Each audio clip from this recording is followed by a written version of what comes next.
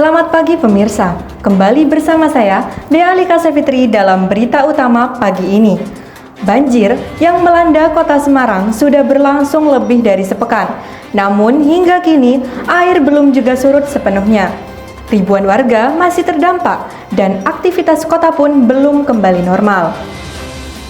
Banjir yang terjadi di sejumlah wilayah kota Semarang bukan hanya disebabkan oleh curah hujan yang tinggi, tetapi juga oleh kombinasi berbagai faktor alam dan teknis.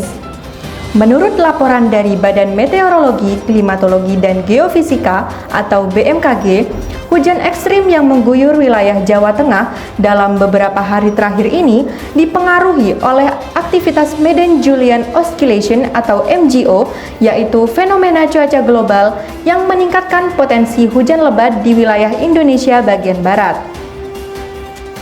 Selain curah hujan yang tinggi, air dari daerah hulu sungai terus mengalir ke wilayah hilir, termasuk ke kawasan padat penduduk di kota Semarang bagian bawah. Meskipun hujan di wilayah kota sudah mulai reda, pasokan air dari hulu ini masih besar, sehingga menyebabkan genangan tidak cepat surut. Sementara itu, sistem pompa air dan saluran drainase di beberapa titik mengalami kendala.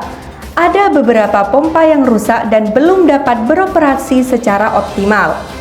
Kondisi ini diperparah dengan adanya tanggul yang jebol di wilayah kawasan tertentu, membuat air yang seharusnya mengalir ke laut justru tertahan di pemukiman warga.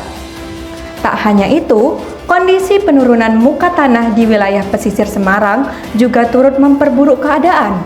Fenomena ini membuat beberapa daerah menjadi lebih rendah dari permukaan laut, sehingga air sulit mengalir keluar. Proyek infrastruktur seperti pembangunan tanggul laut dan jalan tol di kawasan pesisir juga mempengaruhi arah aliran air, menyebabkan proses surut menjadi semakin lambat.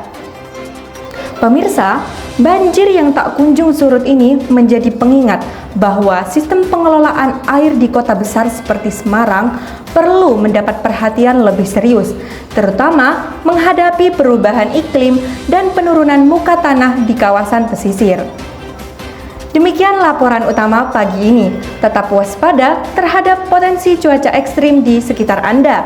Saya, Dea Alika Savitri, pamit undur diri. Terima kasih dan sampai jumpa.